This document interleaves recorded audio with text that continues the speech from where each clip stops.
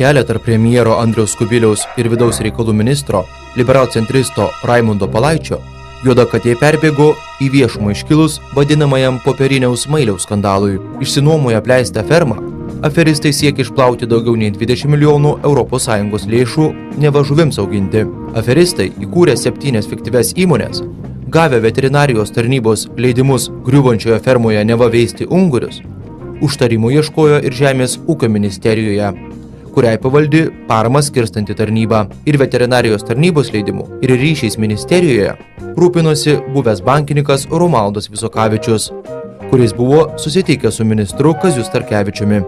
Finansinių nusikaltimų tyrimų tarnybai sulaikius įtarimus aferistus, o ministras Starkevičių apklausus kaip specialų liudytoją, kalbos apie FNTT vado atstatydinimą suaktyvėjo. Praėjo kelios savaitės ir Romualdas Boreika pasiprašė pensiją. Atsistatydinti pasiūlė vidaus reikalų ministras, bet konkrečios kritikos neišsakė. Strėlių į tarnybos daržą negailėjo premjeras ir jo komanda. Kubiliaus sudaryta darbo grupė tuo pat metu pradėjo ir tyrimą dėl FNTT veiklos. Paskelbta, jog pareigūnai neva skaidė ikiteisminius tyrimus, leisdami išvengti griežtesnių sankcijų. Priekaištautojo kontrabandos mastai išaugo 40%. Premjero patarėjas, vadovavęs darbo grupiai, išreiškė ir nepasitikėjimą vidaus reikalų viceministru Stanislavu Liutkevičiumi, kuruojančiu FNTT darbą.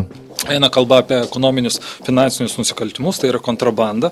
Jūs visi žinot, kad kontrabanda didžiausiais kiekiais ateina ne upe plukdant maišelius su cigaretėm, o važiuoja sunkvežimiais per muitinės postus.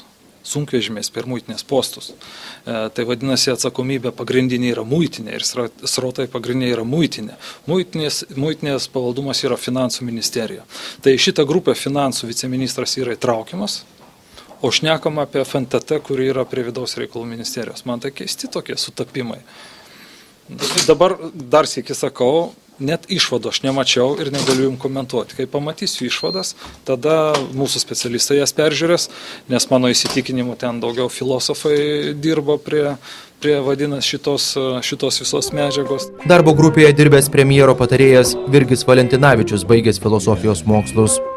Kritikos premjero inicijuotam tyrimui negailinti vidaus reikalų ministrą bando raminti partijos kolegos. Palaitis Lietuvos ryto televizijos žiniomis jau anksčiau partiečiams buvo užsiminęs apie atsistatydinimą. Pats premjeras laikosi savo ir leidžia suprasti, jog Boreikos atsistatydinimo nepakanka. Aš manau, kad tikrai turime siekti labai realių permainų. Ir ne tik tai personalinių permainų, bet ir sisteminių permainų. Apie ką pagalvoti tikrai yra daug ir visiems ir visai vyriausybei. Palaitis atleisti viceministro Stanislavo Liutkevičiaus nežada, nes esą jis dirba gerai, priešingai nei mano premjero patarėjai. Dar sykį sakau, man tai yra labai keista šita pozicija, žiūrėsim, aiškinsimės, dirbsim.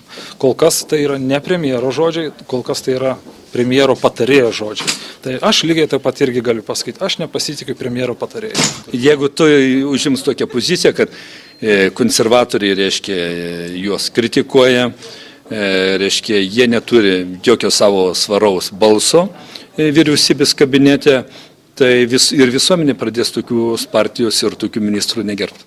Anksčiau šiuos vyriausybės rūmus po Seimo vadovės Irenos Degutienės pareiškimų paliko buvęs sveikatos apsaugos ministras Algis Šaplikas.